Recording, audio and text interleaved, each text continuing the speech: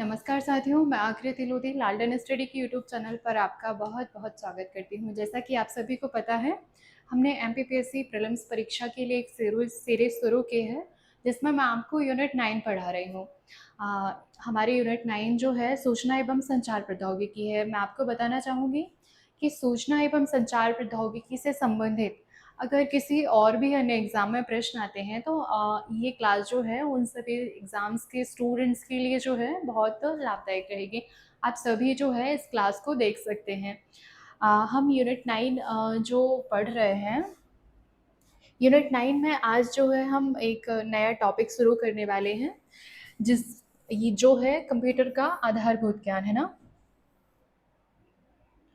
Computer के आधारभूत ज्ञान के अंतर्गत जो है आज हम कंप्यूटर मेमोरी पढ़ेंगे और कंप्यूटर की भाषाएं पढ़ेंगे। तो चलिए आगे बढ़ते हैं। आगे आगे बढ़ने से पहले जो है हम आयोग द्वारा जो पिछले वर्षों में कुछ प्रश्न पूछे गए, हम उन पे एक सरसरी निगाह डाल लेते हैं ताकि हमें थोड़ा सा आइडिया हो जाए कि हम किस टॉपिक को जो है कितना डीप में पढ़ें और कितना ऊपर ऊपर से। और तो हमारा प्रश्न देखते हैं, निम्नलिखित में से जो है कौन सी कंप्यूटर भाषा नहीं है? बेसिक, सी प्लस प्लस, जावा और पेंट ब्रश। तो इस प्रश्न में जो है पेंट ब्रश इसका उत्तर है, ये जो है हमारी कंप्यूटर भाषा नहीं है। अगला प्रश्न हम देखें तो न्यूनतम मेमोरी की साइज की इकाई चुनना है ना? तो इसमें ऑप्शन हम देखें केबी, एमबी, जीबी और टीबी। तो इसमें हमारा उत्तर जो है केबी है। बाइनरी भाषा जो है कितने अंकों की बनी होती है? तो हमारा उत्तर है 2। बाइनरी भाषा जो है 0 और 1 से बनी होती है। अगला प्रश्न हम देखें तो एक बाइट में जो है कितने बिट होते हैं? तो एक बाइट में जो है हमारे 8 बिट होते हैं, है ना? अगला प्रश्न हम देखें तो एक प्रकार की माध्यमिक मेमोरी कौन सी नहीं है? माध्यमिक मतलब इनका मतलब है सेकेंडरी मेमोरी। तो solid state drive, hard disk drive, random access memory, USB. USB pen drive. तो जो हमारी जो रैंडम एक्सेस मेमोरी है ये हमारी प्राइमरी मेमोरी है, इसलिए जो है प्रश्न के अनुसार ये हमारी सेकेंडरी मेमोरी नहीं है। अगला प्रश्न हम देखें तो 1024 किलोबाइट जो है ये किसके बराबर होता है? तो ये होता है हमारा 1 मेगाबाइट के बराबर। नेक्स्ट प्रश्न हम देखें तो एक प्रकार की जो है माध्यमिक मेमोरी कौन सी नहीं है? ओके, ये प्रश्न जो है रिपीट हो गया है। तो ये हमारा जो है रैंडम एक्सेस मेमोरी एक प्रकार। ओके, ये प्रश्न हमारा बार बार रिपीट हो गया है। ठीक है। तो हमने देखे कि आयोग जो है हमसे इस तरीके के प्रश्न करता है। हम देखो, जैसा कंप्यूटर जो है हमारी इलेक्ट्रॉनिक डिवाइस है, वो इलेक्ट्रॉनिक डिवाइस है। जब वो काम करती है तो पहले वो हमसे इनपुट लेती है, फिर उस डेटा को वो प्रोसेस करती है, हमें आउटपुट देती है। और जो है उस आउटपुट को जब हमें उसकी ज़रूरत होती है तो वो हमारे लिए जो है स्टोर करके रखती है। तो हम देखते हैं कि जो हमारा कंप्यूटर है वो एक इलेक्ट्रॉनिक डिवाइस है ना? कंप्यूटर हमारा इलेक्ट्रॉनिक डिवाइस है और इसमें काम करने के लिए जो है हमें इसे इनपुट देने की ज़रूरत होती है और वो उस इनपुट को प्रोसेस करता है। उसके बाद जो है वो हमें उसका आउटपुट देता है और साथ ही साथ जो उसका स्टोरेज भी रखता है ना? तो जब हम कंप्यूटर में डेटा इनपुट करते हैं तो कंप्यूटर जो है हमारी भाषा तो समझता नहीं है, कंप्यूटर जो है मशीनी भाषा समझता है। और मशीनी भाषा जो है उसको हम बाइनरी भाषा भी बोलते हैं। ये 0 1 के फॉर्म में होती है ना? और जो 0 1 होता है ये हमारी मशीनी लैंग्वेज है। अगर हम कंप्यूटर को जो है किसी भी अपनी भाषा में इनपुट दें तो कंप्यूटर जब सीपीयू से जब वो प्रोसेस होके सीपीयू से होके जाती है तो वो सीपीयू उसे 0 और 1 के फॉर्म में जो है ये कन्वर्ट कर देता है। 0 और 1 जो है ये मिलकर जो है एक बिट बनाते हैं ना? इसका मतलब क्या हुआ कि जब हम कंप्यूटर को इनपुट देते हैं तो वो जो इनपुट है हमारा ये बिट के फॉर्म में जाता है कंप्यूटर में, है ना? और जब हम 4 बिट को मिलाते हैं तो ये जो है हमारा एक निबल बनता है और जब हम 8 बिट को मिलाते हैं तो ये हमारा एक बाइट बनता है। ये आयोग द्वारा पिछले वर्षों में ये प्रश्न पूछ लिया गया है कि एक बाइट में जो है कितने बिट होते हैं। तो जो है हमने कंप्यूटर को इनपुट दिया, ये बाइनरी लैंग्वेज में गया, 0-1 फॉर्म में गया, और अब जो है जो हमने इनपुट दिया, अब वो इनपुट जो है हमारे सीपीयू में गया। इनपुट जो है अब हमारे सीपीयू में जाता है, और सीपीयू के अंदर जो है एक कंट्रोल यूनिट होती है, एक अर्थमेटिक एंड लॉजिकल यूनिट होती है, और एक जो है एक मेमोरी यूनिट होती है ना।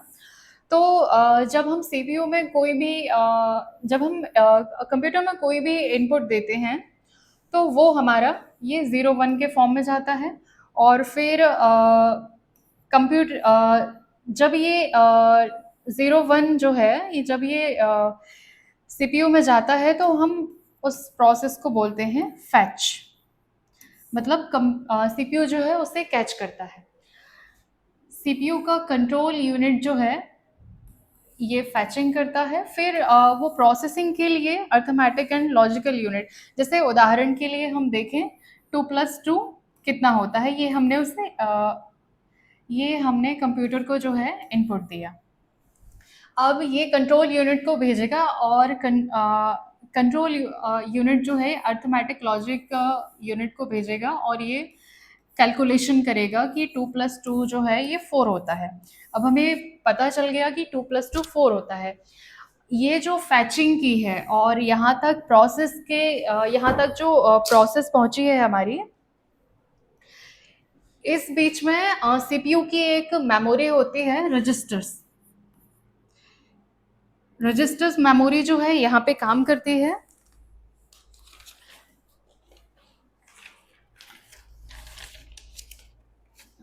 एक सेकंड रुकिए यहाँ। और जब कई बार क्या होता है, जो रजिस्टर्स हैं, ये रजिस्टर्स जो है ये सीपीयू की मेमोरी है। कई बार हम कंप्यूटर पे एक साथ बहुत सारे काम करते हैं, हम कई बार 4-5 विंडो खोल के अलग अलग काम करते हैं, तो कंप्यूटर काम करने के लिए उसकी जो मेमोरी होती है उस टाइम वो कैश मेमोरी होती है, मतलब कंप्यूटर की गति को बढ़ाने के लिए जो है कंप्यूटर कैश मेमोरी का यूज़ करता है। रजिस्टर मेमोरी जो है बहुत ही तेज़ होती है, और ये शॉर्ट टर्म मेमोरी होती है, ये छोटी सी मेमोरी, जैसे कि आपको बताया कि इसने फेच किया और ये 2+2 4 किया, ये जो है ये रजिस्टर मेमोरी। पर जब हम बहुत सारे प्रोग्राम जो है एक साथ चलाते हैं तो कंप्यूटर की गति बढ़ाने के लिए कंप्यूटर जो है अपनी कैश मेमोरी का यूज़ करता है। और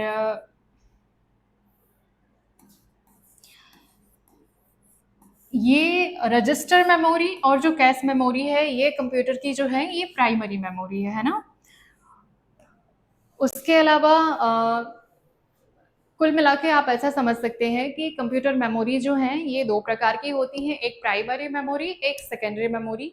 तो कंप्यूटर जो प्रोसेस करता है उसमें वो प्राइमरी मेमोरी का यूज़ करता है, और जब कंप्यूटर स्टोरेज करता है, ये जो हमें 2+2 4 प्राप्त हुआ, अब हम चाहते हैं कि इसे जो है हम स्टोर करके रखें, तो इसके लिए जो वो है वो सेकेंडरी मेमोरी का यूज़ करेगा, है ना।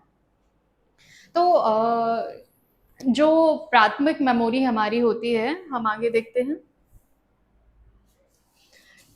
कंप्यूटर की ये हुई हमारी मेमोरी, और ये हमारी होती है प्राइमरी मेमोरी, ये हमारी सेकेंडरी मेमोरी। प्राइमरी मेमोरी जो है ये 4 प्रकार से होती है। एक हमारी रजिस्टर मेमोरी होती है, एक हमारी कैश मेमोरी होती है, एक हमारी रैम मेमोरी होती है, और एक हमारी जो है रोम मेमोरी होती है। प्राइमरी मेमोरी जो है ये वॉलेटाइल मेमोरी है, और जो सेकेंडरी है वो हमारी नॉन वॉलेटाइल मेमोरी है। इसका मतलब क्या हुआ कि हाँ, प्राइमरी मेमोरी में जो रोम है ये एक अपवाद है, ये वॉलेटाइल नहीं होती है, ये जो है हमारी ये नॉन वॉलेटाइल होती है। रजिस्टर मेमोरी सबसे फास्ट मेमोरी होती है, कैश मेमोरी ये भी फास्ट मेमोरी होती है, पर जो हमारा रैम है ये इनकी अपेक्षा थोड़ा सा कम फास्ट होती है। और जो सेकेंडरी मेमोरी है, इसमें हम बहुत सारी, आगे हम इसको डिटेल में पढ़ते हैं। तो हमने देखा कि कंप्यूटर जो है अपनी प्रोसेस के लिए ये रजिस्टर मेमोरी, कैश मेमोरी और रैम मेमोरी का यूज़ करता है, ठीक है। ये वॉलेटाइल मेमोरी है, इसका मतलब ये हुआ कि ये जो है अस्थाई मेमोरी है। अस्थाई मेमोरी से हमारा तात्पर्य क्या है कि जब जब तक हम कंप्यूटर पर काम कर रहे हैं वो हमें दिख रहा है, जैसे पर और अगर अचानक से लाइट चली जाती है तो कंप्यूटर में जो डेटा होता है वो खत्म हो जाएगा, स्टोर नहीं होता है वो, है ना। और पर जो सेकेंडरी मेमोरी है हमारी, उसमें अगर हम कंप्यूटर पे काम कर रहे हैं और अचानक लाइट चली जाती है या किसी भी कारण कंप्यूटर बंद हो जाता है, तो हमारा डेटा नष्ट नहीं होता है उसमें, है ना। हमारी जो रजिस्टर है, हमारी कैश मेमोरी और जो रैम है, ये अस्थायी मेमोरी हैं, पर प्राइमरी मेमोरी में अपवाद स्वरूप जो रोम है, ये स्थायी मेमोरी है। देखिए, हमने बात की कि कंप्यूटर को प्रोसेस करने के लिए, किसी भी इनपुट को प्रोसेस करने के लिए रजिस्टर, कैश और रैम मेमोरी की ज़रूरत होती है। अब हम रोम मेमोरी को देखते हैं। रोम मेमोरी जो है एक स्थायी मेमोरी है। अब स्थायी क्यों है? देखिए, इसकी ज़रूरत क्यों पड़ी? अब जो हमारा कंप्यूटर है, उसे ऑन करने के लिए जो है, हमारे कंप्यूटर को ऑन करने के लिए इसकी रैम की ज़रूरत होती है, ठीक है। अब ये कैसे होती है? जो रैम मेमोरी होती है उसके अंदर, हाँ, ये जो रैम मेमोरी है, ये जो हमारा मैन्युफैक्चरर होता है, जो कंप्यूटर जिसने बनाया हुआ है, और वो हमें बाय डिफ़ॉल्ट उसमें मेमोरी में डाल के जो ये मेमोरी जो है हमारे मदरबोर्ड पे लगी होती है, ये हमारे पास बाय डिफ़ॉल्ट होती है, क्योंकि ये कंप्यूटर ऑन करने के लिए जो है, जब हम स्विच ऑन करते हैं और वहाँ से हमारे कंप्यूटर को चालू होने तक जो प्रोसेस हैं, उनके लिए जो निर्देश होते हैं, वो हमारी रैम मेमोरी में होते हैं, ठीक है। हम देखें तो रैम के अंदर बायोस होता है, जिसका फुल फॉर्म होता है बेसिक इनपुट आउटपुट सिस्टम, ठीक है। और एक और टर्म होता है पोस्ट, जिसका फुल फॉर्म है पावर ऑन सेल्फ टेस्ट, है ना। ये रैम के अंदर होता है। पावर ऑन सेल्फ टेस्ट क्या होता है? पावर ऑन सेल्फ टेस्ट क्या होता है? जब हम स्विच ऑन करते हैं, उसके बाद जो हमारे सामने कंप्यूटर ऑन होता है, उसमें कंप्यूटर क्या करता है, कंप्यूटर की जो रैम मेमोरी जिसमें ये पोस्ट होता है, ये चेक करता है कि क्या सारे सॉफ्टवेयर, हार्डवेयर ये सही तरीके से लगे हुए हैं, क्या ये सही से काम कर रहे हैं। ये हमारा, ये जो चेक करने की प्रोसेस है, यही हमारा पोस्ट है, पावर ऑन सेल्फ टेस्ट, ठीक है। कंप्यूटर शुरू होने से पहले जो है ये चेकिंग होती है। तो रैम जो है हमारी स्थायी मेमोरी है, क्योंकि हमें कंप्यूटर ऑन करने के लिए जो है हमेशा इसकी ज़रूरत होती है ना। हम आगे देखते हैं। हाँ, हम एक बहुत ही, अगर किसी भी एग्ज़ाम में कंप्यूटर से रिलेटेड क्वेश्चन, कंप्यूटर मेमोरी से संबंधित अगर प्रश्न आता है, तो ये जो हमारी यूनिट्स हैं, इनसे ज़रूर एक ना एक प्रश्न आपको देखने मिलता है। जैसे कि बिट जो है, ये हमारी बाइनरी डिजिट है ना। ये जो हमारी बिट है, ये बाइनरी डिजिट है, ये 0 और 1 के फॉर्म में होती है। 4 बिट बराबर जो है हमारा एक निबल होता है, और 8 बिट बराबर 1 बाइट होता है। ये जो है आपको याद रखना पड़ेगा, क्योंकि आयोग इनको ऑलरेडी पूछ चुका है और आगे भी इसके पूछे जाने की संभावना है। ये आपको थोड़ा-सा याद करना पड़ेगा, है ना। 4 बिट बराबर 1 निबल, 8 बिट बराबर 1 बाइट होता है। फिर उसके बाद जो हमें याद करनी है, तो इसका आप ध्यान रखिए कि हर जो यूनिट है, जैसे उसके आगे आप 1024 यूज़ करेंगे, है ना। जैसे हमारे 1024 बाइट जो है ये 1 किलोबाइट के बराबर होता है। 1024 किलोबाइट जो है हमारे 1 मेगाबाइट के बराबर होता है। 1024 मेगाबाइट हमारे जो है 1 गीगाबाइट के बराबर होता है। और ये 224 सॉरी, ये 224 नहीं है, ये गलती से टाइप हुआ, ये 1024 है ना। 1024 गीगाबाइट जो है ये हमारे 1 टेराबाइट के बराबर होता है। 1024 टेराबाइट हमारे 1 पेटाबाइट के बराबर होता है। 1024 पेटाबाइट हमारे एक एक्साबाइट के बराबर होता है। 1024 एक्साबाइट 1 जेटाबाइट के बराबर होता है। 1024 जेटाबाइट 1 योटाबाइट के बराबर होता है। 1024 योटाबाइट हमारे 1 ब्रोंटाबाइट के बराबर होता है। और 1024 ब्रोंटाबाइट जो है ये जियोबाइट के बराबर होता है। इस सारणी से एक निष्कर्ष क्या निकलता है कि हमारी जो मेमोरी है उसकी सबसे छोटी यूनिट जो है बिट है, और उसकी सबसे बड़ी यूनिट जो है हमारा जियोबाइट है ना। तो इसको अब हम याद करने के लिए देखें तो इसको तो हमें याद ही करना पड़ेगा कि 4 बिट बराबर 1 निबल और 8 बिट बराबर 1 बाइट। उसके बाद 1024 जब बाइट मिलते हैं तो 1 किलोबाइट बनता है ना। उसके बाद जो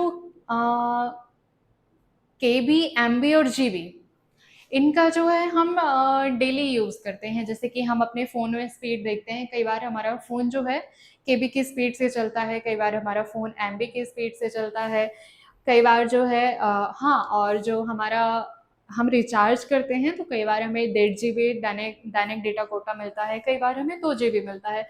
तो ये तो अब हमें याद हो जाएंगे ईजिली कि केबी, एमबी और जीबी। केबी जो है 1024 बाइट के बराबर है, एमबी जो है 1024 किलोबाइट के बराबर है, जीबी जो है हमारा 1024 मेगाबाइट के बराबर है, 1024 एमबी के बराबर है। उसके बाद अब ये थोड़ा सा हमें याद रखना पड़ेगा, इसको आप थोड़ा लय में याद रखें, टीबी, पीबी और ईबी। और ये जो जेटाबाइट और जो योटाबाइट हैं वो लगभग एक जैसे हैं, तो आप थोड़ा उनको याद रखें। और फिर ब्रोंटोबाइट और जियोबाइट, ये सारणी जो है आपको थोड़ा सा याद करनी पड़ेगी क्योंकि इससे प्रश्न आते हैं ना। फिर हमने जैसा देखा कि जो रजिस्टर मेमोरी है ये सबसे तेज मेमोरी है ना।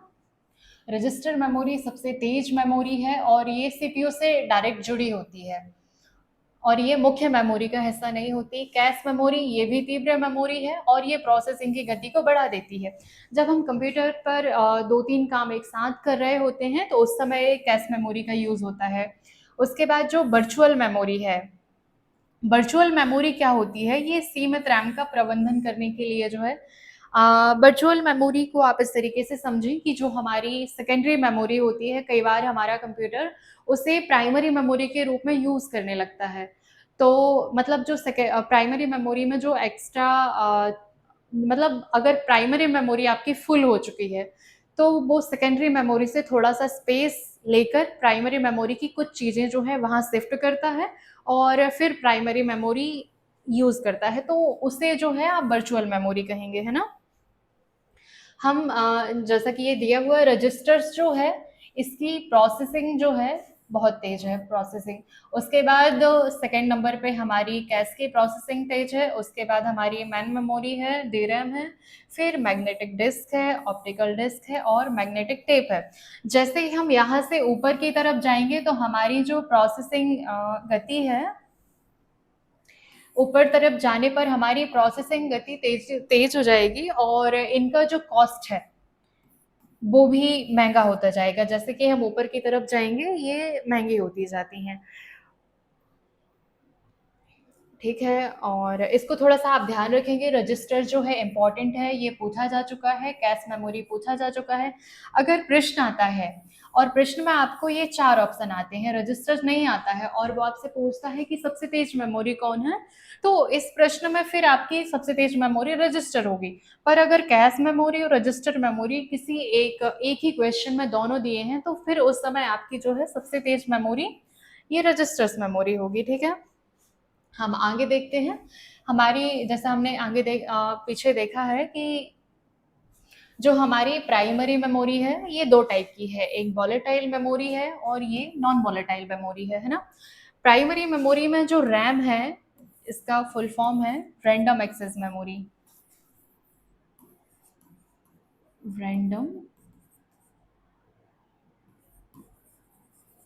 Access memory. और हालांकि इनके फुल फॉर्म हम आगे देखते हैं। और जो रैम है हमारी ये दो प्रकार की है, एस रैम और डी रैम। एस मतलब होगा स्टैटिक और डी मतलब होगा डायनेमिक।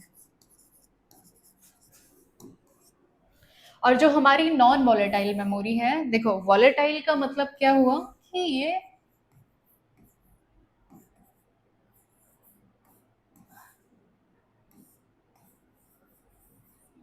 अस्थाई मेमोरी है ना। और नॉन वॉलेटाइल का मतलब क्या हुआ, ये स्थाई मेमोरी है। मतलब अगर कंप्यूटर अचानक से चलते चलते बंद हो जाता है तो इससे डेटा लॉस नहीं होगा, पर जो हमारी वॉलेटाइल मेमोरी है उससे डेटा लॉस हो जाएगा। तो जो हमारी रैम है, सॉरी रोम है, इसका फुल फॉर्म होगा रीड ओनली मेमोरी, है ना।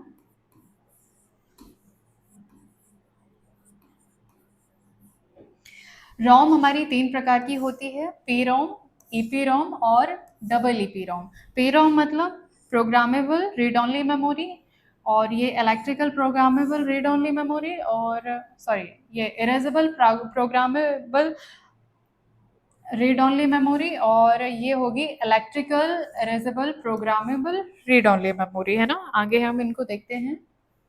हाँ, तो जैसा ये दिया है कि प्राथमिक मेमोरी जो है कंप्यूटर सिस्टम, कंप्यूटर का जो ऑपरेटिंग सिस्टम है ये काम करने के लिए, अगर जो है हमारी प्राइमरी मेमोरी नहीं होगी तो कंप्यूटर जो है काम नहीं कर पाएगा। ये इसके प्राइमरी मेमोरी को मुख्य मेमोरी कहते हैं क्योंकि इसके बिना कंप्यूटर काम नहीं कर पाता है। इसे इंटरनल मेमोरी कहते हैं क्योंकि ये जो है हमारे सीपीयू में जो मदरबोर्ड होता है उसमें इंस्टॉल होती है ना। पर जो हमारी सेकेंडरी मेमोरी होती है उसे हम बाहर से लगाते हैं। मदरबोर्ड पर जो पोर्ट होते हैं हम उन पोर्ट से उसको इंस्टॉल करते हैं। इसको सेमीकंडक्टर मेमोरी भी कहते हैं। सीपीयू जो है अपनी प्रोसेस करने के लिए इसे डायरेक्ट एक्सेस करता है। कोई भी कंप्यूटर जो है प्राथमिक मेमोरी के बिना काम नहीं कर सकता है क्योंकि कंप्यूटर जो अपनी प्रोसेस करता है वो इसी मेमोरी का यूज़ करता है। इसके दो भाग हैं, रैम और रोम। रैम जो है ये हमारी अस्थाई मेमोरी है और जो रोम है ये हमारी स्थाई मेमोरी है। ये लिखा हुआ है, रैम जो है ये अस्थाई है। रैंडम एक्सेस मेमोरी जो है रैम का फुल फॉर्म है, ये आपको याद रखना है। और ये अस्थाई है, इसमें इससे जो है आप रीड और राइट दोनों काम कर सकते हैं। पर जो रीड ओनली मेमोरी है इससे सिर्फ आप रीड कर सकते हैं, हालांकि इसे राइट भी कर सकते हैं। वो उसके जो हम टाइप देखेंगे ना तो हम वहाँ पे इसे समझेंगे। बिजली चले जाने पर या कंप्यूटर अचानक बंद हो जाने पर इसमें लिखा हुआ डेटा जो है वो नष्ट हो जाता है। आगे हम देखते हैं एस रैम और डी रैम। एस रैम मतलब static random access memory, D RAM dynamic random access memory. जो स्टैटिक मेमोरी, स्टैटिक रैम होती है उससे वो जो है जल्दी रिफ्रेश नहीं होती है, और जो डायनेमिक रैम होती है वो जैसे उसके नाम से स्पष्ट हो रहा है, इसे जो है बार बार रिफ्रेश की ज़रूरत होती है। जो ओके आगे देखते हैं। ये रोम जो है ये हमारी प्राइमरी मेमोरी है, पर ये हमारी स्थाई मेमोरी है ना। रोम का फुल फॉर्म है रीड ओनली मेमोरी। ये हमारी स्थाई मेमोरी है, इसमें डेटा को केवल रीड किया जा सकता है, उसे जो है लिखा नहीं जा सकता।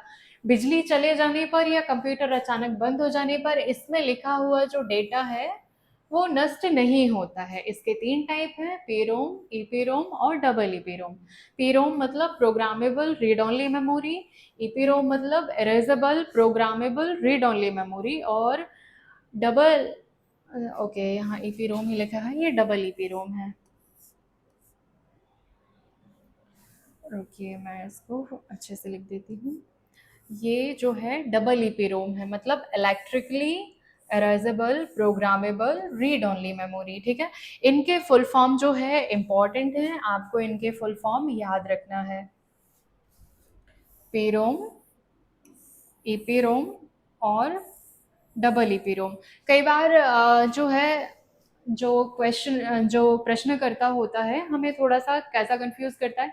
जैसे हमने देखा कि जो रैम है हमारा ये एस रैम है और डी रैम है ना। तो इसकी जगह जो है वो कई बार रोम का टाइप पूछता है, और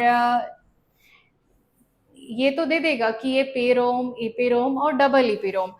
तो पी रोम की जगह कई बार जो है वो एस रोम या फिर डी रोम, इस तरीके से आपको ऑप्शन देके जो है कंफ्यूज करता है। तो आपको ध्यान रखना है, ये पी रोम है और ये ईपी रोम है और ये डबल ईपी रोम है ना, ये ध्यान रखिए थोड़ा।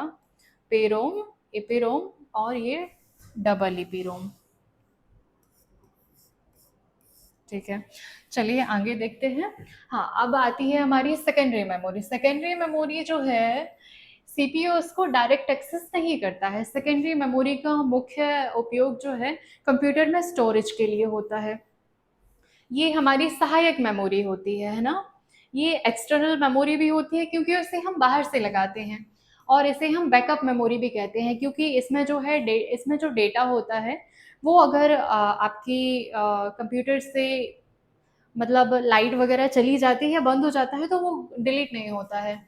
और इसका यूज़ हम देखें तो डेटा को जो है अधिक मात्रा में स्टोर करने के लिए ये कंप्यूटर का भाग नहीं होता है और इसे अलग से जोड़ा जाता है। इसे कहाँ जोड़ते हैं हम?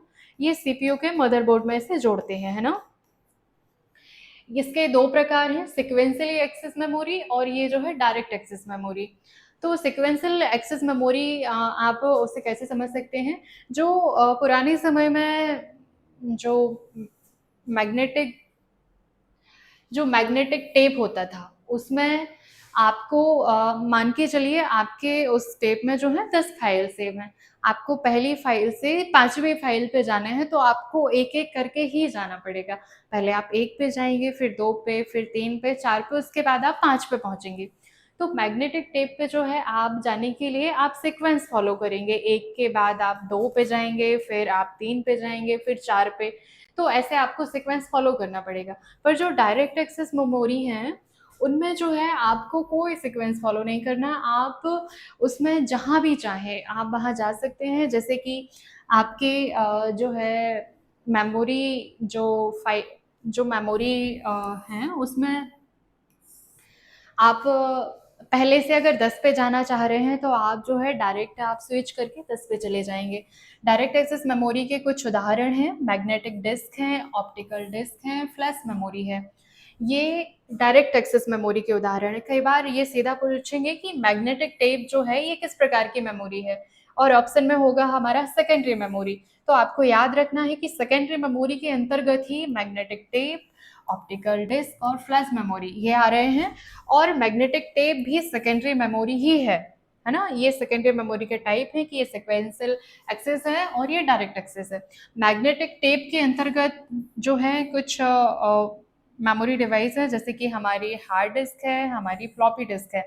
ये आपको याद रखना है। कई बार इस तरीके के प्रश्न जो है पूछ लिए जाते हैं कि मैग्नेटिक डिस्क के अंतर्गत जो है क्या आता है, तो हार्ड डिस्क है और फ्लॉपी डिस्क है। और जो हमारी ऑप्टिकल डिस्क है, ऑप्टिकल डिस्क में हमारी सीडी आती है, हमारा डीवीडी आती है, हमारा बीडी आता है ना। और जो हमारी फ्लैश मेमोरी है उसके अंतर्गत हम मेमोरी कार्ड और पेन ड्राइव इसको रखते हैं। तो ये जो है हमारी सेकेंडरी और प्राइमरी मेमोरी, ये वही रहा कि सीक्वेंशियल एक्सेस और ये डायरेक्ट एक्सेस। ओके, तो कंप्यूटर मेमोरी का जो हमारा टॉपिक था ये बस इतना था, और बस इतने ही प्रश्न आते हैं। आपको बहुत ज़्यादा डीप में जाके पढ़ने की ज़रूरत नहीं है कि हमारी जो मेमोरी हैं 2 टाइप की हैं, प्राइमरी हैं और सेकेंडरी हैं। प्राइमरी में भी 2 टाइप की हैं, एक वोलेटाइल है, एक नॉन वोलेटाइल है। और जब हम सेकेंडरी मेमोरी देखेंगे तो वो भी हमारी नॉन वोलेटाइल है ना। ओके, और इसके बाद जो है आज हम कंप्यूटर लैंग्वेजेस भी इसमें कवर करेंगे इस क्लास में। तो कंप्यूटर लैंग्वेज आप इसको कैसे समझ सकते हैं कि जैसे हमें बात करने के लिए या किसी भी काम के लिए हमें एक भाषा की ज़रूरत होती है। ऐसे ही जो है कंप्यूटर को काम करने के लिए जब हम उसे इनपुट देते हैं, वो हमें आउटपुट देता है, तो उसे भी जो है भाषा की ज़रूरत होती है। पर जैसे कि कंप्यूटर जो है मशीनी भाषा समझता है ना, जो कि बाइनरी फॉर्म में होती है, 0-1 के रूप में होती है। पर कंप्यूटर हमें जो इनपुट देता है वो हमारे समझने योग्य भाषा में होता है। तो हम भाषा देखते हैं। कंप्यूटर लैंग्वेज जो है ये 2 प्रकार की लैंग्वेज हैं, एक लो लेवल लैंग्वेज है और हाई लेवल लैंग्वेज है। लो लेवल लैंग्वेज के अंतर्गत हमारी आ जाएँगी मशीनरी लैंग्वेज आती है और हमारी असेंबली लैंग्वेज जो है ये हमारे लो लेवल लैंग्वेज के अंतर्गत आती हैं। और जो हमारी हाई लेवल लैंग्वेज है उसके अंतर्गत बहुत सारी भाषाएँ आती हैं, जैसे हमारा पाइथन है। एक सेकेंड, हमारा पाइथन है, जावा है, जावास्क्रिप्ट है, सी प्लस प्लस है, सी शार्प है, रूबी है, पीएचपी है, स्विफ्ट है, गो है। इसके अलावा बहुत सारी है, जैसे कि हमारी प्रोलॉग हुआ, हमारा जो एआई में यूज़ हो रहा है, लिस्प है। ये सारी जो हैं ये हमारी हाई लेवल लैंग्वेज है। Low level language, machine language और असेंबली लैंग्वेज ये क्या है? देखो, हमारा कंप्यूटर डेटा इनपुट लेता है, तो वो जो है ये 0 1 के फॉर्म में होता है, जो कि हमारी बाइनरी लैंग्वेज, उसी लैंग्वेज को जो है मशीन लैंग्वेज कहते हैं। जैसे जैसे कंप्यूटर का विकास हुआ, कंप्यूटर की प्रोग्रामिंग लैंग्वेजेस का विकास हुआ, और उसमें जो है आगे चल के मशीन लैंग्वेज से आगे चल के थोड़ा सा हमारा असेंबली लैंग्वेज आती है। वो क्या होती है? असेंबली लैंग्वेज जो है 0 1 तो थोड़ा थोड़ा नहीं, बहुत ज़्यादा मुश्किल हो जाता है हमें इनपुट देने में भी और उसका आउटपुट हमें समझने में भी। तो हमारी असेंबली लैंग्वेज डेवलप होती है, और असेंबली लैंग्वेज में क्या होता है, निमोनिक का यूज़ करने लगे, है ना? जैसे कि हम आगे देखते हैं।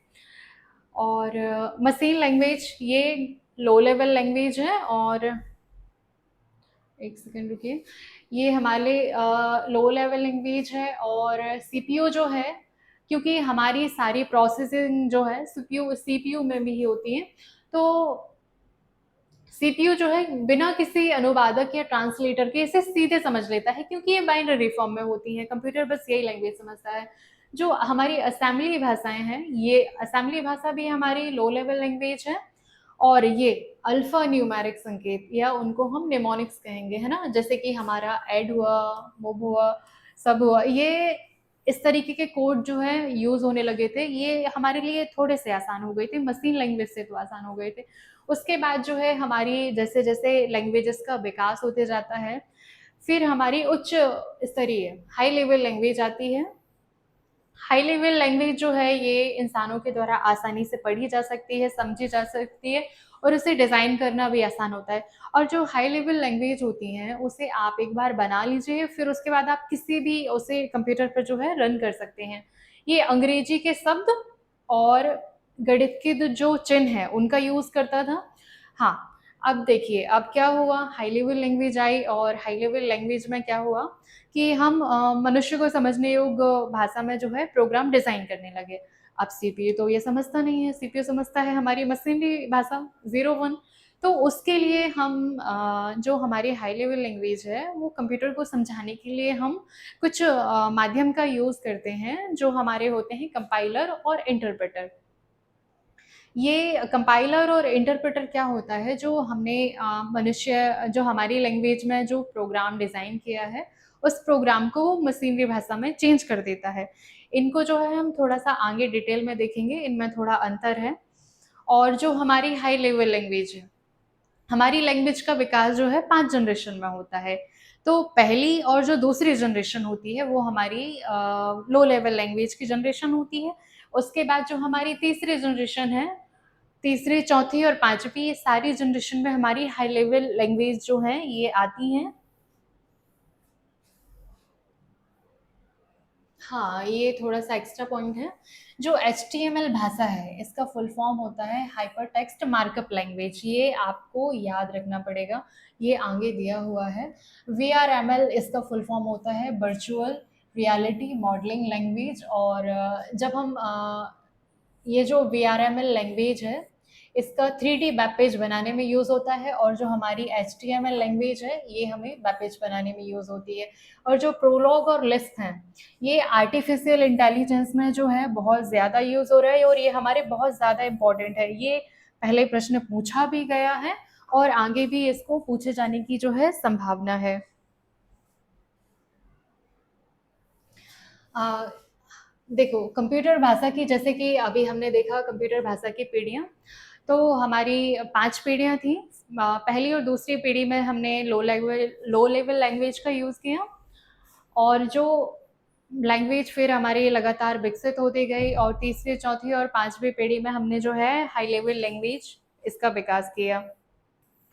अब इसमें जो है प्रथम पीढ़ी को हम फर्स्ट फर्स्ट जी भी कह सकते हैं ना। ये हमसे इस तरीके से भी प्रश्न पूछा जा सकता है कि फर्स्ट जी में जी का क्या मतलब है। तो फर्स्ट जी में जी का मतलब जनरेशन है ना, फर्स्ट जी, सेकेंड जी, थर्ड जी, इस तरीके से। तो हमारी प्रथम पीढ़ी में जो है, प्रथम पीढ़ी में हमारी मशीनी भाषा का विकास होता है। एक सेकेंड रुकिए। प्रथम पीढ़ी में जो है हमारी मशीन लैंग्वेज का विकास होता है, सेकेंड पीढ़ी में असेंबली लैंग्वेज का विकास होता है, थर्ड पीढ़ी में जो है हाई लेवल लैंग्वेज, और फोर्थ पीढ़ी में हमारी अत्यधिक उच्च स्तरीय भाषा, और पांचवी पीढ़ी में जो है कृत्रिम बुद्धिमत्ता आधारित भाषा, इनका विकास होता है। हाँ, एक मिनट, हम पेन चेंज करते हैं। जो मशीन भाषा है ये 0 और 1 के फॉर्म में होती है। इसे जो है कंप्यूटर तुरंत समझ लेता है, इसके लिए किसी भी ट्रांसलेटर की ज़रूरत नहीं होती है। बाइनरी कोड 0 और 1 में होती है ना। और जो हमारी द्वितीय पीढ़ी की भाषा है असेंबली लैंग्वेज, ये निमोनिक कोड में होती है, जैसे ऐड, सब, मूव। और उसके बाद जो हमारी थर्ड पीढ़ी की, ये मानव के समझने योग्य होती है, और इसमें जो है कंपाइलर और इंटरप्रेटर का यूज़ होता है। जैसे हमारी सी लैंग्वेज है, हमारी सी प्लस प्लस लैंग्वेज है, जावा है और पाइथन है। देखिए यहाँ थोड़ा सा ध्यान देने की ज़रूरत है। जो हमारी थर्ड पीढ़ी लैंग्वेज है, इसमें जो है हमारा सी लैंग्वेज है, सी प्लस लैंग्वेज है, जावा है और पाइथन है। ये जो है प्रश्न पूछा गया है कि पाइथन जो है किस पीढ़ी की भाषा है। तो आपको याद रखना है जो हमारा पाइथन है वो तृतीय पीढ़ी की भाषा है ना। और जब हम बात करेंगे फोर्थ जनरेशन, फोर्थ पीढ़ी, तो इसमें जो है कम कोड में अधिक कार्य, मतलब जैसे कि अभी तक हमें जब हम प्रोग्रामिंग करते थे तो हमें बहुत सारे कोड लिखने होते थे, भले ही वो हमारी लैंग्वेज में, पर फिर भी हमें बहुत सारे कोड लिखने होते थे। पर फोर्थ पीढ़ी में जो है उन कोड का नंबर थोड़ा कम गया, थोड़े से कम कोड में भी कंप्यूटर उतना ही काम कर रहा था। और जब हम फोर्थ पीढ़ी देखेंगे तो फोर्थ पीढ़ी में हमारी लैंग्वेज आती है एसक्यूएल लैंग्वेज, जिसका फुल फॉर्म होता है स्ट्रक्चर्ड क्वेरी लैंग्वेज है ना। एसक्यूएल इसका फुल फॉर्म आपको याद रखना है। फॉक्स प्रो जो है ये हमारी चतुर्थ जनरेशन की भाषा है, और जो मतलब है ये भी हमारी चतुर्थ जनरेशन की भाषा है। ये इस पीढ़ी में जो है इस पीपीटी में हमारा ये बहुत इंपॉर्टेंट पॉइंट है ना कि कौन सी लैंग्वेज जो है किस जनरेशन की है। पाइथन हमारी जो है तृतीय पीढ़ी की भाषा है, और जो हमारी एसक्यूएल है, फॉक्स प्रो है, मतलब है ये हमारी चतुर्थ पीढ़ी की भाषा है। और पांचवी पीढ़ी में जो है, जो एआई रोबोटिक्स की जो जनरेशन है, तो उसमें जो है दो बहुत इंपॉर्टेंट लैंग्वेज हैं, एक प्रोलॉग है और एक जो है लिस्प है। लिस्प का फुल फॉर्म होता है एक सेकेंड, इसका फुल फॉर्म लिस्ट प्रोसेसिंग है ना, इसको याद रखना है। तो हमने देखा कि प्रथम पीढ़ी में जो है बाइनरी मशीनी भाषा है, द्वितीय पीढ़ी में हमारी असेंबली भाषा है जो कि नेमोनिक के रूप में होती है, तृतीय पीढ़ी में हमारी उच्च स्तरीय भाषा है सी, सी प्लस प्लस, जावा, पाइथन। चतुर्थ पीढ़ी में हमारी एसक्यूएल है, मतलब है, और जो है हमारी फॉक्स प्रो है, और पांचवी पीढ़ी में हमारी प्रोलॉग है और लिस्प है। इसमें जो है अभी और भी उदाहरण हैं, आप देख लीजिए थोड़ा सा। ये हमारी फोर्ट्रॉन लैंग्वेज है। फोर्ट्रॉन जो है इसका फुल फॉर्म होता है फॉर्मूला ट्रांसलेशन है ना। ये आपको याद रखना है, ये पूछा जाता है, और ये जटिल गणनाएं करने के लिए जो है इसका यूज़ होता है। फोर्ट्रॉन इसलिए भी इम्पॉर्टेंट हो जाती है क्योंकि प्रोग्रामिंग के लिए जो है सबसे पहली जो प्रोग्रामिंग भाषा है ये हमारी फोर्ट्रॉन है, ठीक है। प्रोग्रामिंग के लिए जो है विकसित की गई ये सर्वप्रथम भाषा है, इसलिए भी हमारी फोर्ट्रॉन इम्पॉर्टेंट है। और इसका फुल फॉर्म जो है फॉर्मूला ट्रांसलेशन है ना। ये जो है बीजगणितीय अलजेब्रा पर आधारित है और 1966 में जो है इसका मानकीकरण किया गया था और ये इसीलिए जो है ये पहली मानक भाषा भी है। तो हमने इसमें क्या-क्या देखा कि ये पहली प्रोग्रामिंग भाषा भी है, ये हमारी पहली मानक भाषा भी है और इसका फुल फॉर्म जो है फॉर्मूला ट्रांसलेशन आपको याद रखना है। हम लिस्प देखते हैं, तो लिस्प का फुल फॉर्म जो है लिस्ट प्रोसेसिंग है ना? ये 1958 में जो है जॉन मैकार्थी के द्वारा जो है बनाई गई थी और एआई और रोबोटिक्स में जो है इसका यूज़ होता है। किसका? लिस्प का। आपको इसका फुल फॉर्म याद रखना है, लिस्ट प्रोसेसिंग, है ना? हम आगे देखते हैं। आप जॉन मैकार्थी का भी नाम याद रखिए कि ये किसके द्वारा विकसित की गई है? जॉन मैकार्थी के द्वारा। अब हम और लैंग्वेज देखते हैं। एक हमारी भाषा है एल्गोल, जिसका फुल फॉर्म क्या है? Algorithm language. ये देखिए, किसी भी भाषा का अगर फुल फॉर्म है तो आपको वो इम्पोर्टेंटली याद रखना है ना?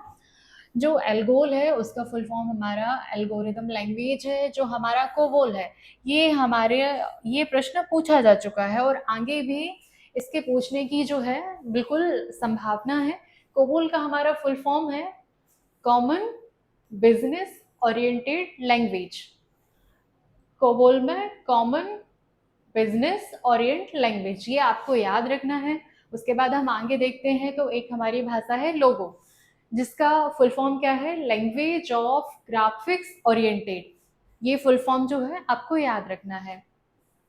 हमारी एक पास्कल भाषा है, एक बेसिक। बेसिक से जो है इससे प्रश्न पूछा जा चुका है। इसका full form beginners all purpose symbolic instruction code. ठीक है, बेसिक का जो फुल फॉर्म है आपको थोड़ा सा याद रखना है। एक बार और देखिए, beginners all purpose symbolic instruction code. फिर हम बात करते हैं प्रोलॉग की। प्रोलॉग जो है इसका फुल फॉर्म है प्रोग्रामिंग लैंग्वेज। ये जो है एआई में यूज़ होती है। तो आपको लिस्प और प्रोलॉग बहुत अच्छे से याद रखना है। ये हमारी 5वीं पीढ़ी की भाषाएं हैं।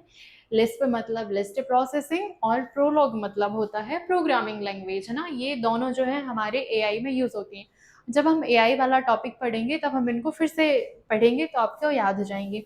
और जो सी भाषा है, सी भाषा जो है, जो हमारा यूनिक्स ऑपरेटिंग सिस्टम है, जब हम ऑपरेटिंग सिस्टम पढ़ेंगे तो इसको हम डिटेल में पढ़ेंगे।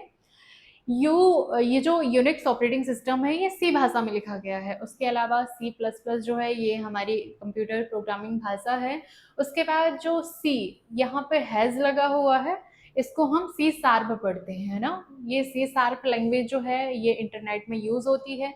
और जो जावा लैंग्वेज है ये हमारी सन माइक्रो सिस्टम कंपनी के द्वारा विकसित की गई है और इसका प्रयोग भी जो है हम इंटरनेट में करते हैं। जावा में आप थोड़ा सा एक और इम्पॉर्टेंट चीज़ देखिए कि जो जावा लैंग्वेज है उसको जो है हम बच्चों को जो प्रोग्रामिंग सिखाते हैं उसमें यूज़ करते हैं और बच्चों के जो गेम होते हैं उसको डिज़ाइन करने के लिए भी जो है हम जावा लैंग्वेज का जो है यूज़ करते हैं, है ना? ये थोड़ा सा आप ध्यान रखिए क्योंकि ये पूछा जा चुका है।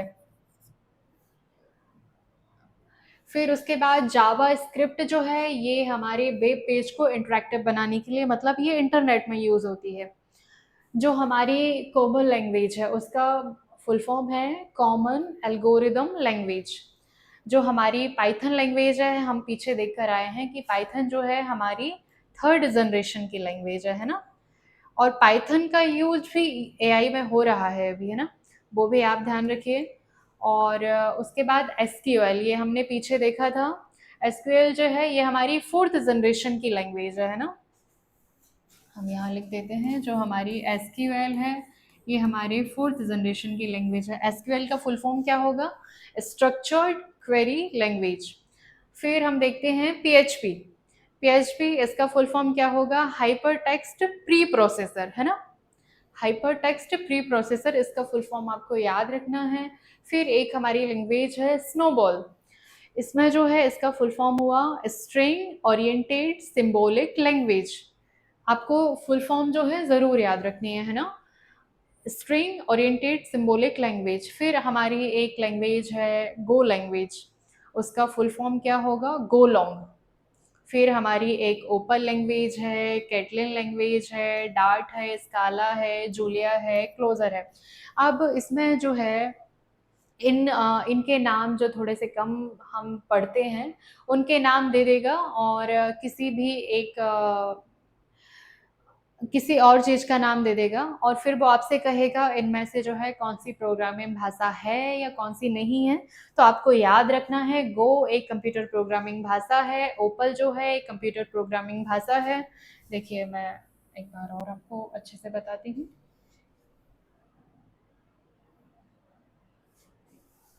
जो हमारी गो है ये प्रोग्रामिंग भाषा है, हमारी ओपल जो है ये प्रोग्रामिंग भाषा है, कोटलिन जो है ये प्रोग्रामिंग भाषा है।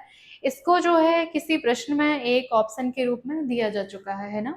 और जो हमारी डार्ट है ये प्रोग्रामिंग भाषा है, स्काला है, जूलिया है, क्लोजर है।